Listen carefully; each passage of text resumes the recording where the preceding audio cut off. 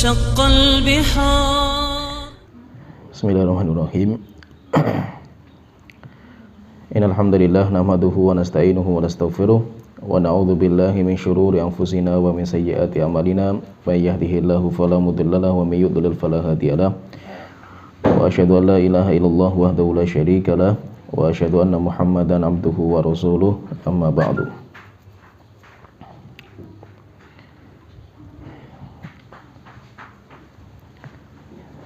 Telah kita sebutkan tentang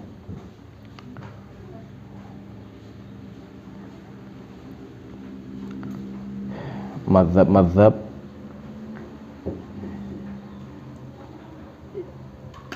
yang telah hilang, mazhab-mazhab yang tidak berkembang, dan telah kita sebutkan penyebab utama mazhab-mazhab itu enggak berkembang, tidak terkenal dan tidak tersisa itu karena mereka tidak memiliki murid yang melanjutkan ilmu mereka. Dan banyak ulama-ulama yang mereka itu seleting dengan ulama-ulama mazhab, pencetus mazhab, cuma mazhabnya sekarang hilang. Seperti mazhab Al-Hasan Al-Basri, kemudian mazhab Sufyan bin Sa'id Ats-Tsauri, demikian juga mazhab Al-Auza'i, kemudian mazhab Laits bin Sa'ad. Bahkan Imam Syafi'i mengatakan Laits itu afqah min Malik. Imam Laits itu lebih kuat ilmu fikihnya daripada Imam Malik, tetapi karena murid beliau tidak bisa menjalankan tugas untuk melanjutkan ilmu beliau. Demikian juga mazhabnya Sufyan bin Uyainah, mazhab Ishaq bin Rahawai, demikian juga mazhab Dawud Adz-Dzahiri, tetapi Dawud Adz-Dzahiri setelah itu ada yang melanjutkan dan sampai sekarang masih ada. Kemudian mazhab yang terakhir adalah mazhab Abu Ja'far At-Tabari. Dan dengan selesainya Abu Ja'far At-Tabari, berarti selesai fase takwinil mazhab, pendirian mazhab. Ulama-ulama yang mendirikan mazhab karena mereka mujtahid mutlak, maka mereka ini selesai meninggal dunia, maka pintu ijtihad mutlak tertutup. Maka generasi setelah itu, berikutnya itu generasi-generasi yang tugasnya hanya mengokohkan bangunan mazhab yang sudah dibangun sama imam-imam mujtahid mutlak. Dan ulama terakhir mujtahid mutlak itu telah kita sebutkan, yaitu Imam Abu Ja'far At-Tabari. Itu mujtahid mutlak terakhir, sehingga beliau dinamakan pencetus mazhab. Tetapi mazhab-mazhab yang kita sebutkan itu, mazhab-mazhab itu hilang. Tidak ada yang tersisa kecuali di kitab. Kalau kita baca kitab, pendapat-pendapat mereka masih ada. Tetapi kalau kita mencari siapa pemeluk mazhab itu sudah nggak ada. Pemeluknya sudah nggak ada karena tinggal di kitab saja. Sekarang kita sedikit pelajari tentang mazhab-mazhab yang tersisa. Mazhab-mazhab yang sampai sekarang masih ada. Yang terkenal adalah 4 mazhab. Walaupun ada satu mazhab yang terkenal juga sampai sekarang masih banyak pengikut, yaitu mazhab Dzahiri. Yaitu mazhab yang tersisa itu berarti mazhab Hanafi, nisbatnya kepada Imam Abu Hanifah. Kemudian mazhab Maliki, nisbat kepada Malik bin Anas. Kemudian mazhab Syafi'i, nisbat kepada Muhammad bin Idris Asy-Syafi'i. Kemudian mazhab Hambali, nisbat kepada Imam Ahmad bin Hambal. Kita sedikit bicara tentang pencetus mazhab ini dan metodologi mereka dalam mengambil hujjah. Sumber rujukan mereka itu apa? Yang pertama, Imam Abu Hanifah. Imam Abu Hanifah ini terjadi khilaf juga di antara para ulama, apakah beliau itu termasuk tabi'ut tabi'in, termasuk tabi'in atau tidak. Yaitu beliau itu berjumpa dengan sahabat atau tidak beliau itu. Maka terjadi khilaf, pendapat yang paling kuat tidak. Beliau tidak berjumpa dengan sahabat. Berarti beliau itu, martabat beliau adalah tabi'ut tabi'in. Karena beliau tidak berjumpa dengan sahabat Rasulullah SAW. Kalau berjumpa berarti dia tabi'in. Tetapi beliau tidak berjumpa dengan sahabat sehingga berjumpa dengan tabi'in, maka beliau masuk dalam deretan tabi'ut tabi'in. Dan Imam Abu Hanifah itu beliau dilahirkan di tahun termasuk awal-awal, yaitu lahirnya beliau itu termasuk awal-awal Kemudian beliau itu meninggal dunianya itu pas berbarengan dengan lahirnya Imam Syafi'i. Oleh itu nanti Imam Syafi'i itu nggak berjumpa dengan Imam Abu Hanifah. Kenapa? Karena Imam Syafi'i lahir, Imam Abu Hanifah itu meninggal, sehingga tidak berjumpa. Nanti yang melanjutkan atau menyambungkan antara fikih Syafi'i dengan Hanafi itu muridnya Imam Abu Hanifah, namanya Muhammad bin Hasan Asy-Syaibani. Kalau Imam Abu Hanifah itu beliau lahir pada tahun 80 Hijriah. Beliau lahir pada tahun 80 Hijriah dan beliau meninggal dunia tahun 150 Hijriah. Berarti umur beliau 70 tahun. Umur beliau 70 tahun dan terkenal Imam Abu Hanifah itu kaya raya. Beliau termasuk salah seorang kaya raya karena beliau itu pedagang sutra. Terkenal sekali pedagangan sutra beliau. Tetapi karena beliau ulama, maka beliau itu warok, sangat hati-hati dalam masalah harta. Sampai ada sebuah cerita itu, Imam Abu Hanifah itu karena beliau itu pengen berdagang sutra dan beliau itu punya pegawai, maka beliau itu sudah kumpulkan kain-kain sutra itu antara kain yang baik dan kain-kain yang rusak. Itu sudah beliau simpan atau sudah beliau pisahkan. Dan beliau mengatakan kepada pegawainya, nanti kalau kamu jual ini tolong dibedakan, ini yang baik, ini yang buruk jelaskan cacat barangnya itu. Akhirnya ketika pegawainya itu membawa barang sampai ke tempat tujuan, Imam Abu Hanifah nggak ikut. Setelah itu karena saking banyaknya orang yang membeli, sampai pegawainya itu lupa menjelaskan cacat-cacat barangnya itu. Akhirnya ketika pulang bawa untung yang banyak. Ketika bawa untung yang banyak, setelah itu pegawainya itu membawa emas sekitar 12 kilo. Maka beliau tanya, kamu sudah jelaskan cacat barangnya belum? Lupa orang itu, belum wahai Imam Abu Hanifah, kita lupa karena saking banyaknya pembeli. Maka beliau mengatakan, keluarkan semuanya, saya nggak butuh harta seperti itu. Akhirnya hartanya dibagi kepada fakir miskin dan beliau tidak mau mengambil. Beliau termasuk orang kaya raya, Imam Abu Hanifah ini. Dan Imam Abu Hanifah itu termasuk pencetusnya fikih. Dalam masalah fikih istinbat itu beliau terkenal sekali. Sampai Imam Syafi'i beliau mengatakan, manusia itu an-nasu fil fiqhi iyalun ala Abi Hanifah. Manusia dalam masalah fikih itu semuanya anak keturunannya Imam Abu Hanifah. Yaitu semua selain Abu Hanifah itu keturunannya. Kenapa? Karena memang fikihnya beliau itu kuat sekali. Ya, Imam Abu Hanifah ini. Tetapi dalam masalah fikih memang beliau itu lebih tawasuk, lebih luas dalam masalah qiyas.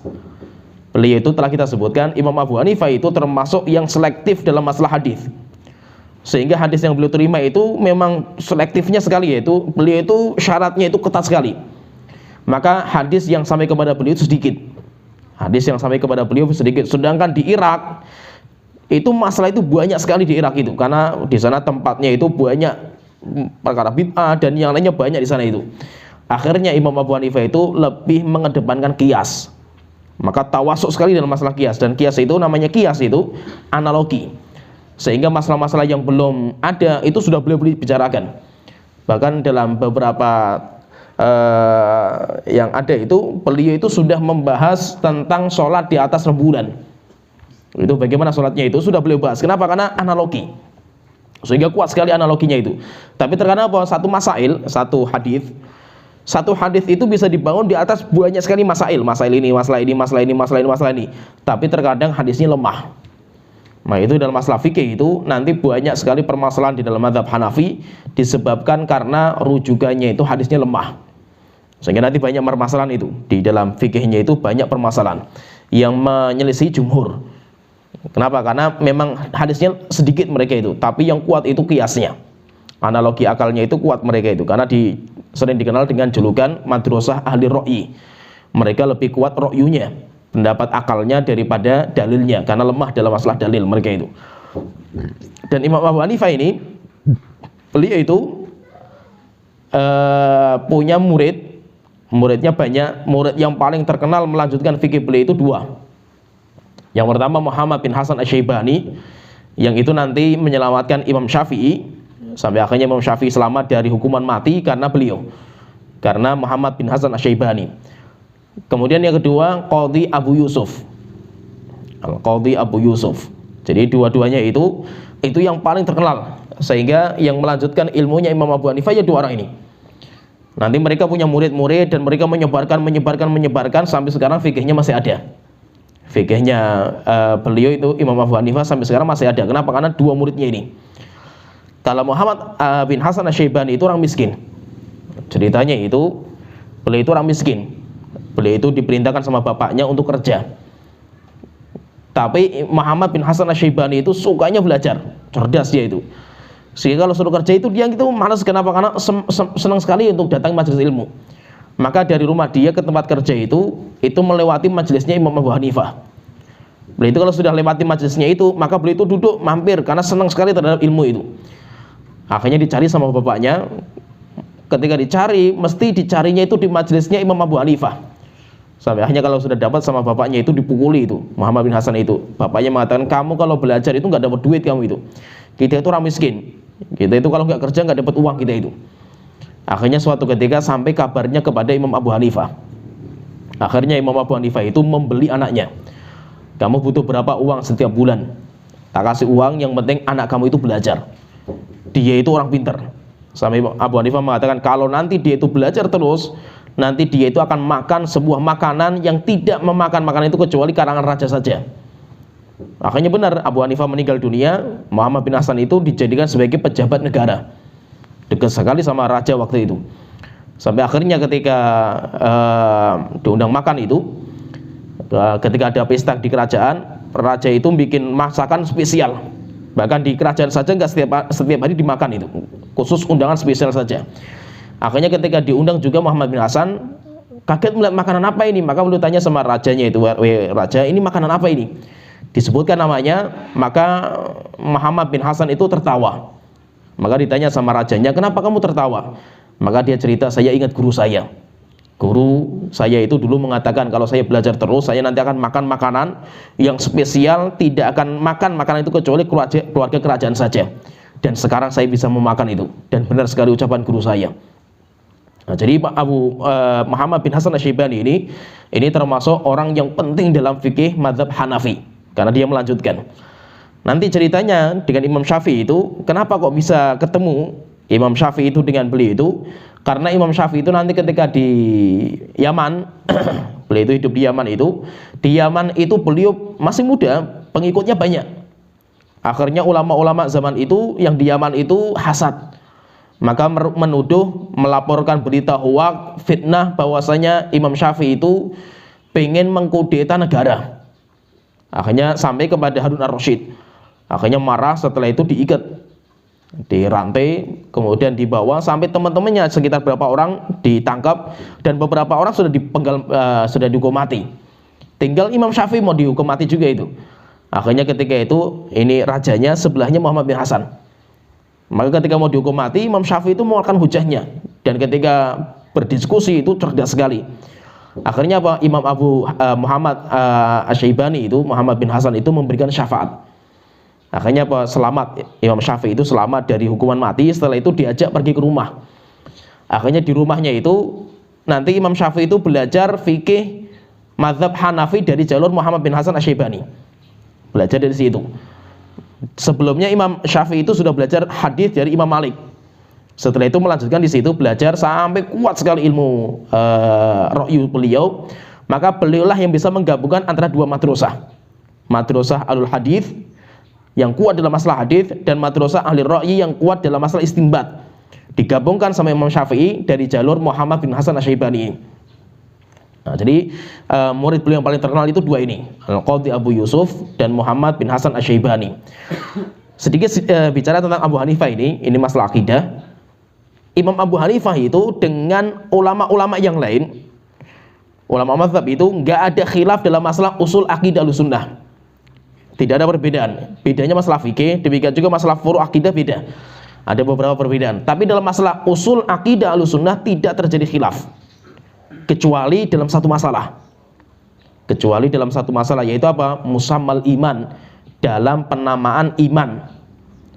Iman itu secara istilah syar'i itu apa?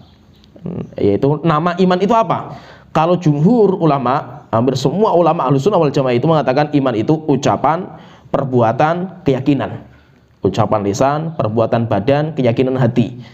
Jadi tiga. mencakup 3. Ada yang mengatakan 2 ulama itu, yaitu ucapan dan perbuatan. Keyakinan nggak dimasukkan. Tapi kenapa nggak dimasukkan? Karena hati itu, yaitu keyakinan hati itu ada 2. Jadi ada ulama yang membagi langsung 3. Iman itu apa? Ucapan dengan lisan, perbuatan dengan anggota badan, kemudian keyakinan dengan hati. Ada yang mengatakan 3, itu mayoritas. Tapi banyak ulama Ahlussunnah yang mengatakan iman itu apa? Ucapan dan perbuatan. Keyakinan nggak dimasukkan. Kenapa nggak dimasukkan? Karena bagi mereka itu ulama-ulama ini sama juga, mereka meyakini 3 juga. Tapi mereka membagi 2. Kenapa? Karena ucapan itu ada 2. Ada ucapan lisan, ada ucapan hati. Perbuatan itu ada 2, ada perbuatan badan dan perbuatan hati. Berarti apa? Sama juga mereka itu membagi iman itu jadi 3 juga. Ucapan, perbuatan, dan keyakinan sama. Cuma istilahnya itu mereka membagi 2 itu kenapa? Karena setiap satu itu dibagi 2, satunya dibagi 2. Jadi semuanya ada keyakinan. Keyakinan itu, hati itu ada. Tapi hati itu ada 2, ada ucapan hati, ada perbuatan hati. Nah, jadi seperti itu. Nah, dalam masalah ini, dalam masalah musammal iman itu, Imam Abu Hanifah masuk dalam deretan Murji'ah. Masuk dalam deretan Murji'ah. Murji'ah itu apa?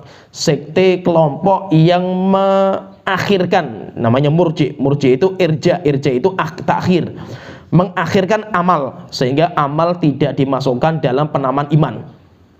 Jadi itu Murji'ah. Jadi Murji'ah kalau ditanya misalkan iman itu apa? Ya iman itu yang penting amal nggak masuk. Nanti mereka terbagi menjadi 4 macam golongan. Yang paling ringan itu adalah Hanafi, Imam Abu Hanifah. Mereka Imam Abu Hanifah dan mazhab Hanafi mengatakan amal itu tidak masuk dalam iman. Tidak masuk dalam iman, tapi mempengaruhi. Dan ini beda dengan Ahlussunnah wal Jamaah. Kalau Ahlussunnah itu misalkan gini, orang sholat, pertanyaan, sholat itu iman nggak? Kalau Ahlussunnah wal Jamaah mengatakan sholat itu iman. Kan? Orang beribadah mengamalkan itu, amal soleh itu, kalau ada dalam Ahlussunnah wal Jamaah itu, amal soleh itu iman. Tapi kalau Imam Abu Hanifah mengatakan enggak, itu bukan iman, tapi berpengaruh. Nanti bedanya apa? Bedanya itu dalam masalah insya Allah. Kalau saya mengatakan saya mukmin insya Allah, itu boleh enggak? Itu terasa, kelihatan sekali bedanya itu. Nah, jadi intinya di sini kita enggak panjang lebar masalah itu. Intinya Imam Abu Hanifah itu dalam masalah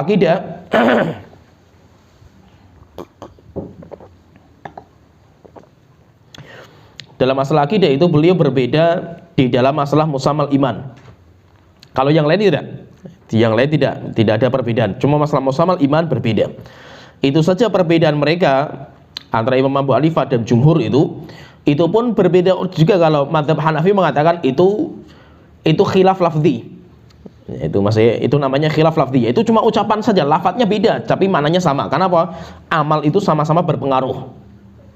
Tapi ada yang mengatakan enggak, khilafnya bukan lafzi, cuma sekedar beda lafadz saja. Enggak, khilaf maknawi, hakiki.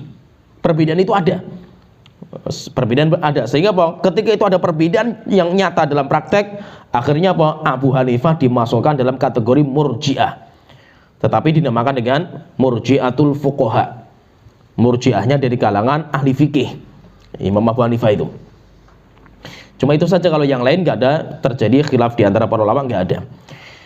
Nah, jadi yang pertama, mazhab yang tua, yang paling tua dari 4 mazhab itu yaitu mazhab Abu Hanifah. Abu Hanifah itu namanya siapa? An-Nu'man bin Thabit. Namanya Nu'man bin Thabit. Terkenalnya malah kunyah Abu Hanifah. Abu itu kan berarti kan kunyah, pakai ummu atau abu. Nanti 4 mazhab itu kunyahnya semuanya sama, kecuali 1 orang yang beda. Kunyahnya siapa? Abu Abdillah. Abu Abdillah itu Imam Syafi'i, Abu Abdillah. Imam Malik, Abu Abdillah. Kemudian Imam Ahmad, Abu Abdillah. Imam Abu Hanifah, ya Abu Hanifah, belum sudah Abu Hanifah gitu loh. Jadi kalau yang lain namanya Abu Abdillah semuanya, kecuali Imam Abu Hanifah. Abu Hanifah kunyahnya Abu Hanifah. Kalau yang lain Abu Abdillah kunyahnya, itu namanya kunyah. Kunyah itu biasanya pakai abu atau ummu. Kalau laki-laki pakai abu, kalau perempuan pakai ummu, itu kunyah. Ada juga namanya laqab. Kalau laqab itu namanya julukan. Julukannya namanya laqab. Kalau nama asli namanya alam. Alamnya, yaitu alam itu nama aslinya itu, dia itu siapa. Jadi ada laqab, ada juga kunyah. Imam Abu Hanifah itu nama beliau An-Nu'man bin Thabit.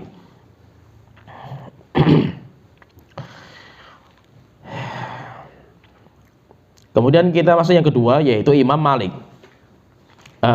Sebelum ini sumber rujukan usul mazhabnya Imam Abu Hanifah itu, beliau itu dalam mengambil istinbat itu rujukannya apa? Maka rujukan beliau itu yang pertama Al-Quran. Yang pertama Al-Quran, jelas itu jadi rujukan. Kemudian yang kedua hadis. Tapi beliau punya syarat-syarat ketat dalam menerima hadis. Syaratnya itu ketat sekali. Sehingga beliau tidak menerima banyak hadis, sedikit hadis yang beliau terima. Kenapa? Karena persyaratan yang ketat. Kemudian yang ketiga yang jadi rujukan itu aqwal sahabah. Jika mereka sepakat.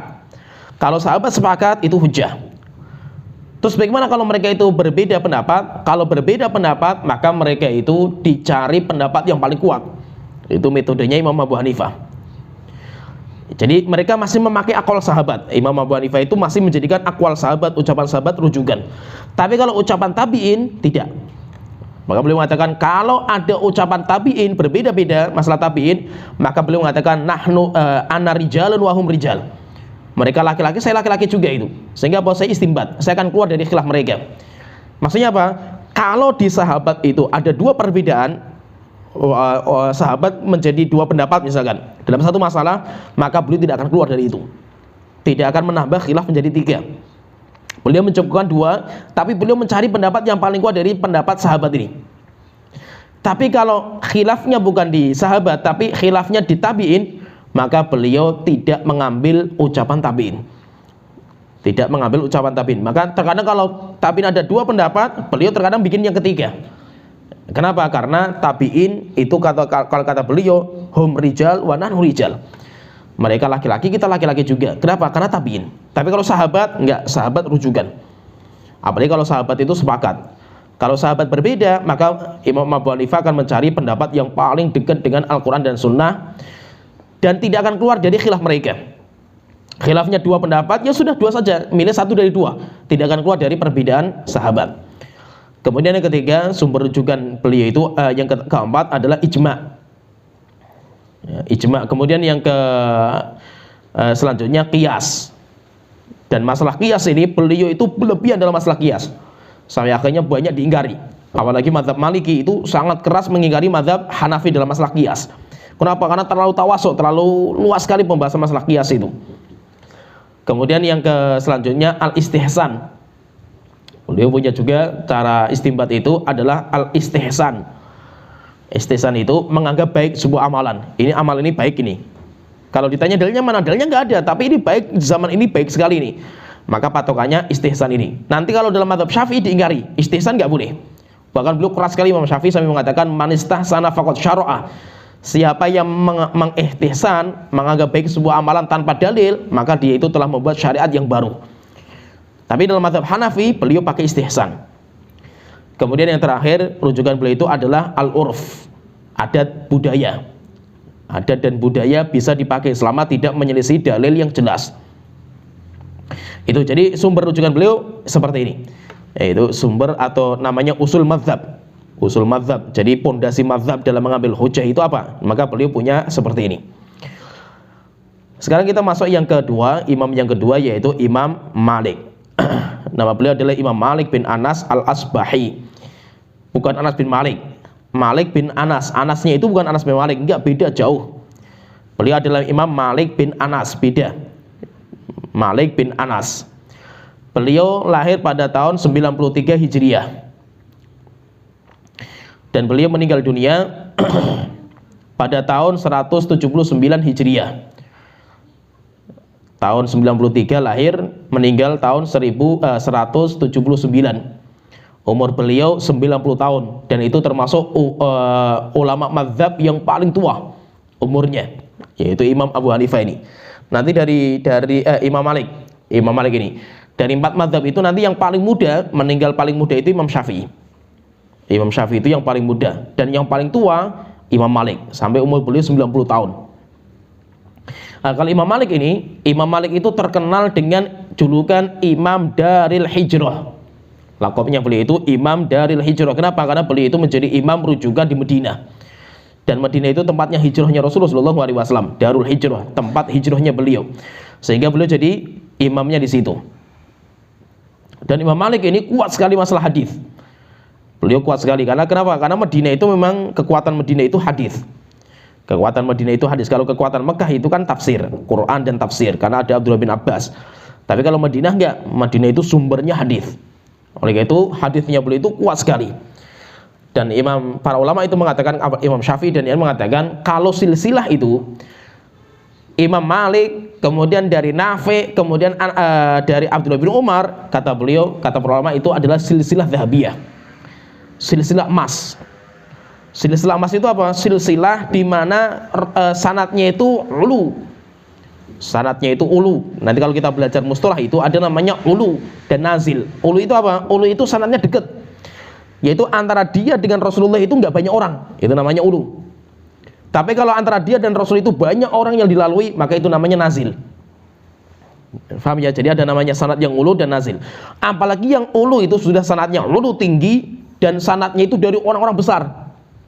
Ini besar, ulama besar, ulama besar, ulama besar, itu sudah tinggi sekali itu. Berarti derajatnya tinggi sekali itu. Maka dinamakan dengan silsilah zahabiyah, silsilah emas. Yaitu apa? Dari Imam Malik, Nafi', budaknya Abdullah bin Umar, Rasulullah SAW.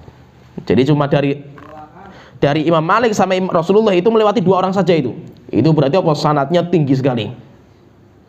Nah, jadi Imam Malik itu kekuatan beliau itu kuat sekali dalam masalah hadis. Dan nanti Imam Syafi'i itu belajar sama beliau, belajar sama Imam Malik. Apalagi kitabnya beliau jadi rujukan yaitu kitab Al-Muwatta. Kalau Imam Abu Hanifah itu khilaf juga di antara para ulama, apakah Imam Abu Hanifah itu punya tulisan? Beliau itu nulis atau tidak?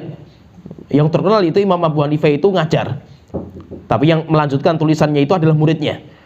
Tapi ada beberapa kitab yang dinisbatkan kepada Imam Abu Hanifah, contohnya kitab Fiqhul Akbar, masalah akidah. Tapi sebagian ulama mengatakan penisbatan kitab itu kepada Imam Abu Hanifah itu lemah. Jadi kalau Imam Abu Hanifah itu nggak terkenal tulisan beliau, tapi yang terkenal itu muridnya.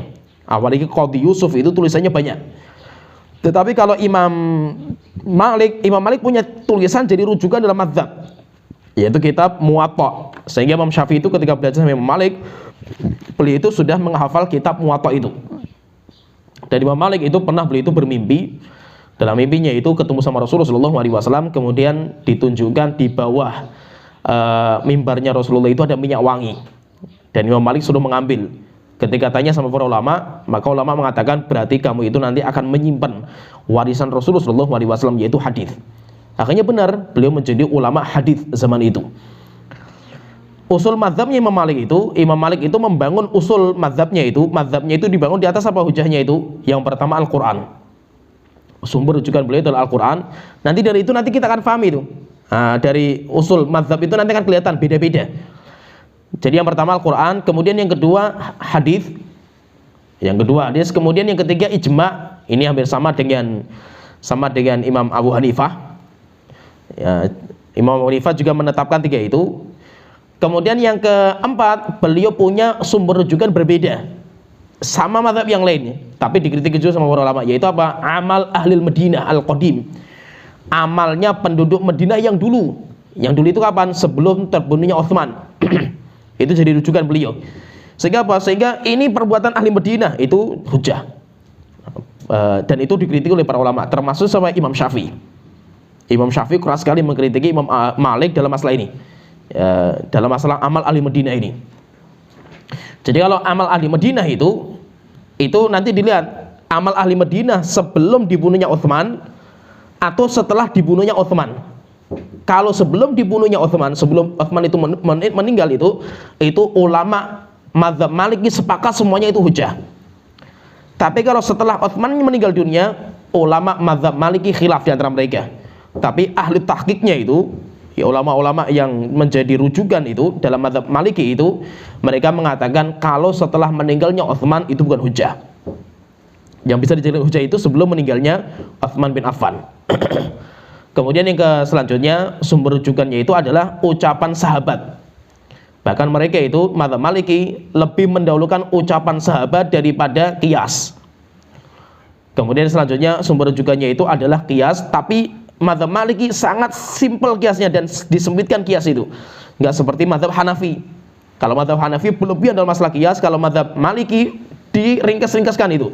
Bahkan kias itu sangat-sangat kecil sekali itu. Porsinya itu kecil sekali dalam mazhab Maliki. Kemudian yang selanjutnya ada namanya masalih al-mursalah. Kemudian selanjutnya ada namanya saddud dzara'i. Mereka juga punya rujukan juga namanya saddud dzara'i.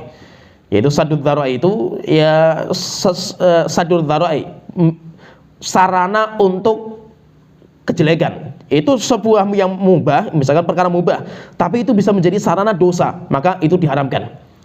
Dan itu kaidah. Sehingga semua sarana dosa maka tidak dibolehkan. Contohnya misalkan orang nanam anggur. Tujuannya apa? Tujuannya nanti dijual kepada pabrik khamr. Berarti apa? Nanamnya hukumnya haram.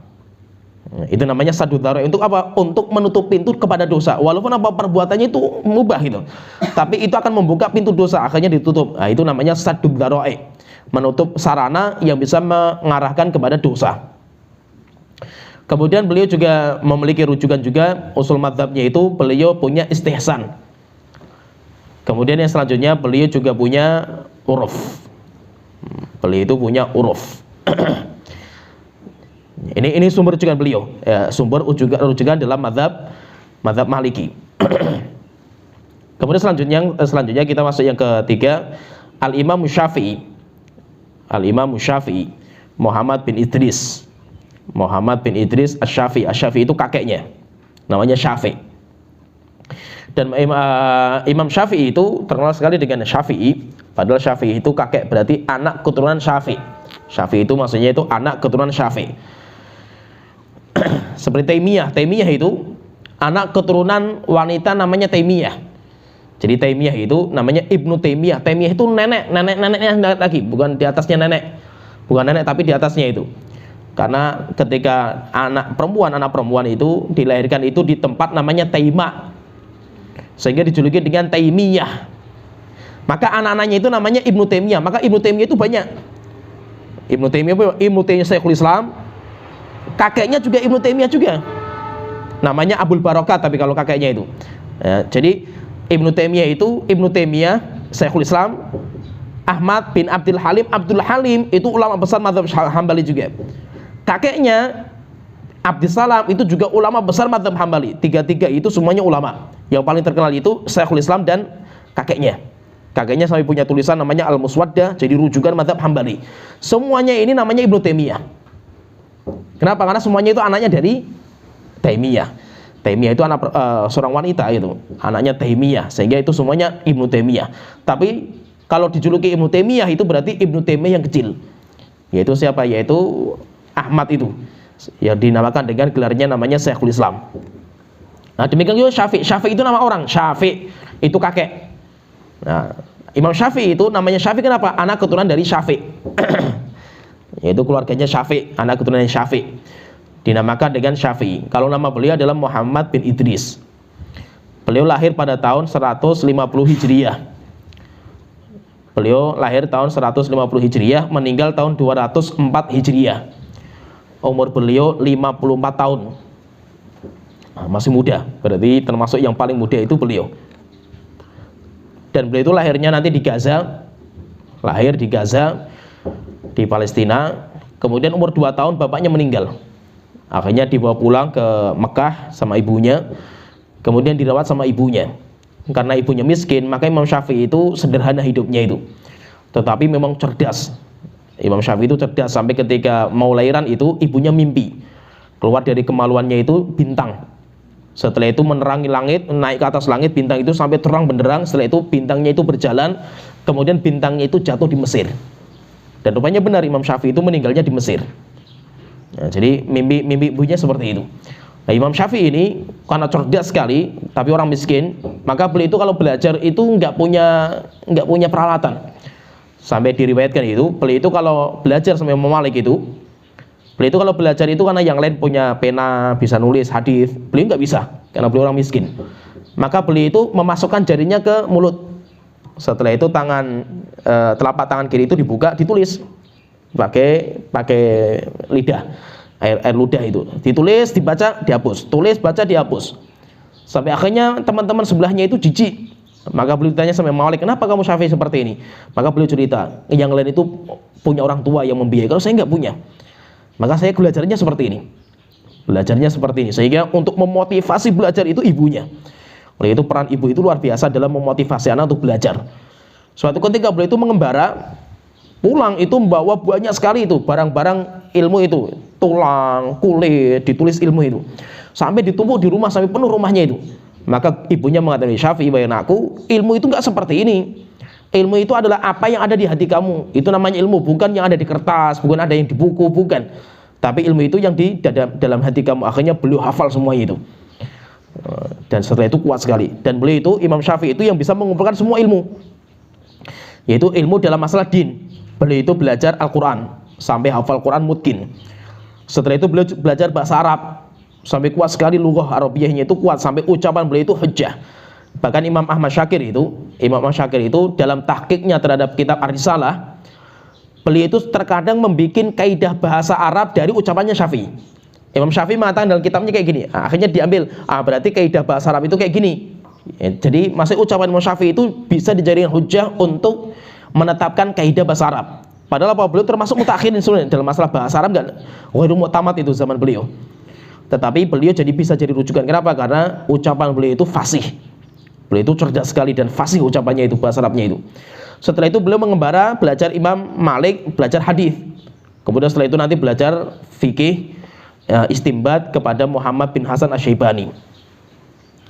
Usul mazhab beliau punya mazhab itu usulnya apa? Secara ringkas, yang pertama Al-Quran. Kemudian yang kedua beliau punya hadis. Kalau beliau itu hadis mursal itu tidak bisa dijadikan hujjah. Beliau kalau hadis mursal tidak bisa dijadikan hujjah kecuali dengan syarat. Ada syarat-syaratnya ketat sama beliau, dan yang beliau yang diambil itu kalau hadis mursal itu hanya mursalnya Sa'id bin Musayyab. Selain itu tidak. Sa'id Musayyab. Mursal itu apa? Seorang tabi'in langsung ke Rasulullah SAW. Itu namanya hadis mursal. Dan banyak hadis seperti itu. Maka beliau mengatakan enggak diterima. Kecuali apa? Dari kibaru tabi'in. Kibaru tabi'in yang paling kuat beliau ambil itu adalah dari seorang ulama namanya Sa'id bin Musayyab. Kalau Sa'id bin Musayyab mengatakan saya melihat Rasulullah SAW seperti ini, hujjah, bisa diambil. Kenapa? Karena itu dari kibar tabi'in. Kemudian yang selanjutnya beliau punya ijma'. Kemudian yang selanjutnya beliau punya qiyas. Kemudian selanjutnya sumber rujukan beliau adalah ucapan sahabat. Ucapan sahabat, apalagi kalau ucapan sahabat itu ijma', mereka sepakat. Terus kalau mereka berbeda pendapat, maka beliau mencari pendapat yang paling kuat berdasarkan Al-Quran, Sunnah, ijma' atau qiyas. Setelah itu beliau itu punya uruf. Berarti sedikit, beliau itu nggak terlalu banyak, beliau punya uruf. Maka beliau itu bantah sumber rujukannya Imam Abu Hanifah, dibantah sama beliau yaitu istihsan. Beliau juga membantah sumber rujukannya Imam Malik yaitu amal Madinah, itu dibantah sama beliau. Jadi rujukan beliau seperti ini. Kemudian yang selanjutnya yang terakhir, Imam Ahmad bin Hambal. Imam Ahmad bin Hambal itu beliau namanya Ahmad bin Muhammad bin Hambal, terkenal sekali dengan Ahmad bin Hambal, padahal Hambal itu kakeknya. Nama beliau aslinya itu Ahmad bin Muhammad, bapaknya itu namanya Muhammad, Hambal itu kakeknya. Ahmad bin Muhammad bin Hambal. Beliau lahir pada tahun 164 Hijriah. 164 Hijriah dan meninggal pada tahun 241 Hijriah, berarti umur beliau 77 tahun. Umur beliau 77 tahun, dan zamannya Imam Ahmad itu zaman yang sangat berat. Dinamakan zaman itu dengan zamanul mihnah. Zamannya itu dinamakan dengan zaman mihnah. Jadi zaman yang paling berat ditimpa oleh kaum muslimin itu, yang menimpa kaum muslimin itu tiga. Yang paling berat itu tiga. Yang pertama zaman riddah. Itu zamannya Abu Bakar As-Siddiq radhiyallahu anhu, banyak orang murtad dari agama. Sampai Abu Hurairah mengatakan, jika seandainya bukan karena Abu Bakar menjadi khalifah, Allah sudah tidak sembah lagi itu. Kenapa? Beratnya zaman itu. Kemudian yang kedua dinamakan dengan zamanul mihnah, zaman di mana ulama diuji sama khalifah, sama raja, kalau tidak sembelih mereka itu ulama, dipenggal lehernya. Zamannya Imam Ahmad, karena khalqul Quran, akidah Al-Quran adalah makhluk. Kemudian yang ketiga, zaman yang ketiga adalah zaman fitnah. Jadi ada zaman riddah, zaman mihnah, kemudian zaman fitnah. Zamannya siapa itu? Zamannya Syekhul Islam Ibnu Taimiyah, di mana hampir semua ulama mazhab akidahnya Asy'ariyah. Akidahnya Asy'ariyah zaman itu. Beliau ngarang kitab namanya Aqidah Wasithiyah, antara asar dan maghrib. Datang orang wasit, orang dari Syam, datang minta pertanyaan, wahai Syekhul Islam, tolong tunjukkan, jelaskan kepada saya inti akidah Ahlussunnah itu apa. Maka beliau mengatakan hadza i'tiqadu ahli sunnah wal jamaah. Setelah itu belum menyebutkan poin-poinnya.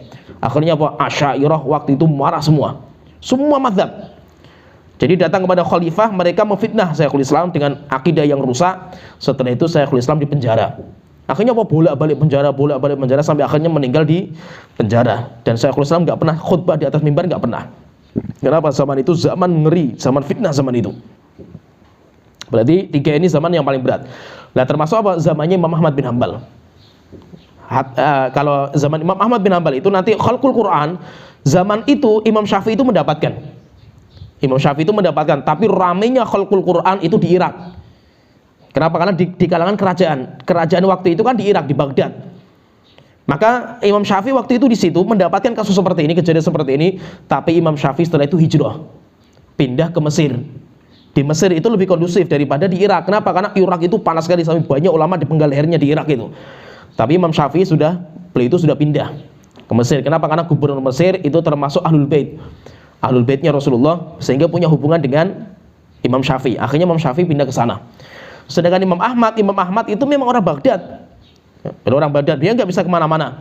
Akhirnya apa? Beliau yang tegar, sampai banyak ulama yang dipenggal lehernya, dibunuh, itu banyak sekali. Beliau termasuk ulama yang tegar, sampai akhirnya beliau menghadapi 3 khalifah, 3 raja, semuanya akidahnya menyimpang. Bahkan akidahnya dijadikan undang-undang negara dan dipaksa semua orang untuk mengikuti itu. Bahkan orang yang jadi imam masjid, khutbah Jumat, orang yang muadzin pun harus akidahnya seperti itu. Siapa yang tidak mengatakan seperti itu dihukum mati. Zaman itu nggak main-main itu zaman itu. Yaitu zaman yang pertama Al-Wathiq. Pertama Al-Ma'mun itu zaman mengerikan. Kemudian Mu'tasim, zaman yang lebih mengerikan lagi. Kemudian Al-Wathiq yang terakhir lebih mengerikan lagi. Sampai akhirnya 3 khalifah ini semuanya meninggal. Datang khalifah yang berikutnya baru mengangkat derajat Ahlussunnah wal Jamaah. Kemudian fitnah itu dicabut. Zaman itu mihnah dicabut. Nah, Imam Ahmad bin Hanbal itu terkenal dengan hadisnya. Beliau kuat sekali dalam masalah hadisnya. Kalau masalah fikih, beliau itu jarang nulis kitab masalah fikih. Beda sama Imam Syafi'i. Imam Syafi'i punya kitab masalah fikih, namanya kitab Beliau juga punya kitab masalah usul fikih, namanya kitab Ar-Risalah. Kalau Imam Ahmad enggak. Imam Ahmad itu punya kitab masalah hadis. Dan susunan hadis bukan masalah fikih, namanya kitab Musnad. Bukan disusun berdasarkan fikih, tapi berdasarkan musnadnya sahabat. Lah, fikihnya dari mana? Fikihnya itu dari pertanyaan beliau. Pertanyaan yang ditujukan kepada beliau. Beliau ditanya, beliau istimbat. Pertanyaan beliau itu diingat sama murid-muridnya, dicatat, diingat. Itu nanti dijadikan sebuah mazhab, dinamakan dengan masail. Nah, terkenal sekali itu Imam Ahmad itu punya namanya masail Imam Ahmad, masail Imam Ahmad itu banyak sekali itu. Nah, itu dari apa? Istimbat dari Imam Ahmad dalam menjawab pertanyaan. Masalah-masalah yang dilontarkan kepada beliau, kemudian beliau istimbat. Akhirnya apa? Dibuat sebuah mazhab. Kalau beliau sendiri tidak. Kenapa? Karena beliau itu memang tidak mau menulis masalah fikih saja, beliau nggak mau itu. Karena beliau pengen rujukannya itu hadis dan hadis. Tetapi karena jawaban beliau itu penting sekali masalah istimbat, akhirnya beliau itu dijadikan sebagai mazhab oleh murid-muridnya nanti itu. Murid-muridnya yang membukukan jawaban-jawaban beliau, istimbatnya beliau. Usul mazhabnya beliau itu yang pertama Al-Quran, kemudian yang kedua hadis, jelas Al-Quran dan hadis. Dan Al-Quran, kalau beliau mengatakan hadis yang dhaif itu lebih kuat daripada qiyas. Jadi lebih mengutamakan hadis yang dhaif daripada analogi akal. Ini kalau beliau. Kemudian selanjutnya beliau juga punya ijma. Tapi dalam masalah ijma itu sangat ketat sekali beliau itu. Beliau dalam masalah ijma itu sangat ketat sekali, sehingga tidak sembarangan mengatakan ini ijma, enggak sembarangan. Maka kalau beliau menukil ijma, jadi penukil ijma itu nanti ada yang mutasahil, terlalu meremehkan, sehingga terlalu menukil ijma, masalah ini ijma, padahal jelas itu masalah khilafiyah. Ada yang ulama yang mutasahil dalam penukilan ijma, ada yang mutasyaddid, sehingga jarang sekali menukil ijma. Ada juga yang mutawasit termasuk Imam Ahmad. Maka Imam Ahmad kalau menukil ijma itu nggak main-main itu. Termasuk ijma yang beliau nukilkan itu masalah najisnya darah. Darah itu najis, itu ijma. yang beliau nukilkan, walaupun nanti setelah itu datang ulama-ulama yang berbeda. Kemudian yang selanjutnya beliau juga punya fatwanya sahabat. Fatwanya sahabat beliau pakai. Kemudian kalau sahabat berbeda pendapat, maka beliau mencari pendapat yang paling dekat kepada sunnahnya Rasulullah SAW. Kemudian yang selanjutnya beliau juga punya hadis mursal. Hadis mursal itu beliau bisa jadikan rujukan. Kalau yang dhaif parah, maka beliau tidak jadikan rujukan. Kemudian beliau punya qiyas, kemudian juga beliau punya uruf. Jadi kalau kita ringkaskan itu berarti usul talaki, usul yaitu sumber rujukan fikih dalam mencari hukum itu yang disepakati sama 4 ulama mazhab itu hanya 4. Namanya usul talaki inda ahlussunnah. Jadi usul rujukan yang bisa dipakai untuk mencari hukum, menetapkan hukum itu hanya 4 dalam semua mazhab itu, yaitu Al-Quran, hadis, ijma, qiyas. Itu hanya 4 saja itu. Sedangkan yang lain khilafiyah. Yang lain khilafiyah. Seperti apa? Misalkan seperti masalihul mursalah khilaf. Demikian juga seperti masalah seperti amal ahli Madinah khilaf. Dan yang lainnya khilaf. Tapi yang disepakati ulama cuma 4 saja. Sehingga 4 perkara ini Al-Quran, hadis, kemudian ijma dan qiyas itu dinamakan dengan usul talaki inda, yaitu usul talaki inda ahlussunnah. Sumber rujukan yang bisa dipakai untuk istimbat hukum dalam ahlussunnah itu hanya 4 saja itu. Selain itu khilaf diantara para ulama. Jadi ini secara ringkas tentang 4 mazhab. Secara ringkas nanti kita akan masuk ke fikih setelah itu. Jadi fikih 4 mazhab kita sudah selesai. Kemudian nanti ada 4 mazhab yang terakhir, mazhab Dawud Adz-Dzahiri. Tetapi Dawud Adz-Dzahiri nggak terlalu terkenal, yang terkenal malah Imam Ibnu Hazmnya. Ibnu Hazm lebih terkenal. Kenapa? Beliau yang membukukan fikih Dzahiri itu beliau. Dalam kitab beliau namanya kitab Al-Muhalla. Nah, kita sudah selesai fase pembuatan mazhab. Jadi takwinul mazhab sudah selesai, baru nanti kita akan masuk fase berikutnya, baru fase pengokohan. Jadi mazhab yang sudah didirikan sama ulama-ulama itu dikokohkan, kemudian tafiatnya dilengkapi, sampai akhirnya kokoh, usulnya itu disempurnakan semuanya, sampai akhirnya nanti kokoh. Dan siapa itu ulama-ulama yang berjuang itu mati-matian di situ, nanti akan kita sebutkan per mazhab itu. Siapa ulama-ulamanya itu.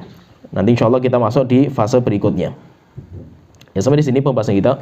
Wa akhiru da'wana alhamdulillahirabbil alamin, sallallahu alaihi Muhammad wa ala alihi wa sahbihi ajmain. Yuk salurkan donasi Anda untuk Pondok Pesantren Darussalam ke nomor rekening ini. Syukron jazakumullahu khairan.